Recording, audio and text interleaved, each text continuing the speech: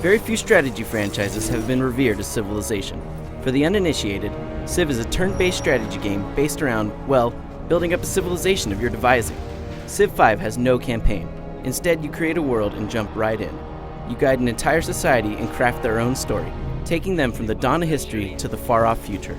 Each civilization is led by a great leader from history and gets a few special benefits and units, so it's important to consider what type of victory you're out to achieve before setting your nationality. Do you want to win by war or through peace? The choice is up to you, and it's these decisions that give you a certain feeling of power that few, if any, games match. The question is now if Civ V's gameplay changes and emphasis on accessibility make for the best Civ experience yet.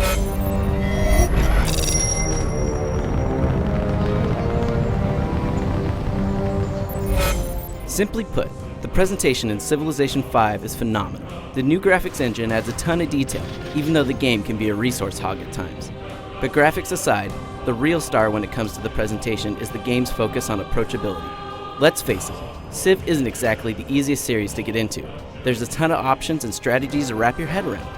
Luckily, Civ V includes the advisors from the console title, Civilization Revolution. These advisors specialize in various branches of nation building, and are available at any time for players who are confused on how to proceed. The advisors also clearly mark which buildings they think you should build. Very handy if you want to play a certain way. Every menu or interaction in Civ V is intuitive, helpful, and a testament to the lessons learned by a developer that's been making these games for almost 2 decades. It's one of the most user-friendly interfaces I've ever used for a strategy game.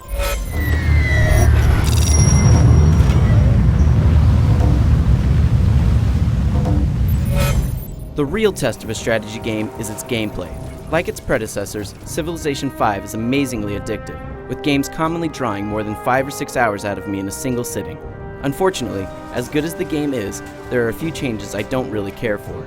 For example, they've taken away the ability to force religions and governments on other nations.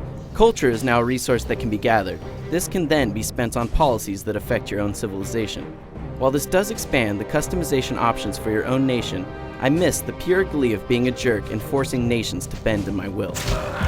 Another problem is that enemy nations are way too aggressive on your borders, which often forces you to go for a military victory. This is fine if you like to fight, but there are a number of ways you can win at Civ, be it diplomacy, conquest, science, or by having the biggest score at the year 2050. Sometimes I wanted to be peaceful, but enemy nations would force my hand. On the plus side, the combat system has been redesigned and it's the best of the series. The new system takes the emphasis off amassing giant armies and puts it on strategy. It's all about maneuvering your troops to surround enemy forces, choke off key points, or change army formations. As a result, combat is vastly more satisfying than it has ever been, feeling much more like a game of chess than a simple game of are my numbers bigger than yours. And beyond that, the core gameplay is still fantastic. It essentially makes for infinite replayability, giving players a simple tool set to craft the challenge they want out of the world over and over again.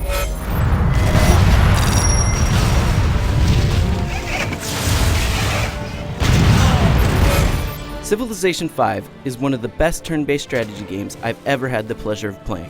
Whether teaming up with my friends for some multiplayer, losing a whole night of sleep to the game's endlessly replayable single player, or playing one of the inevitable community-made mods, this is one game that any strategy enthusiast should check out.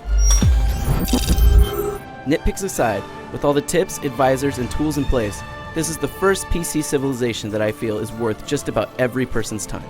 For more detail on the game, head over to IGN.com.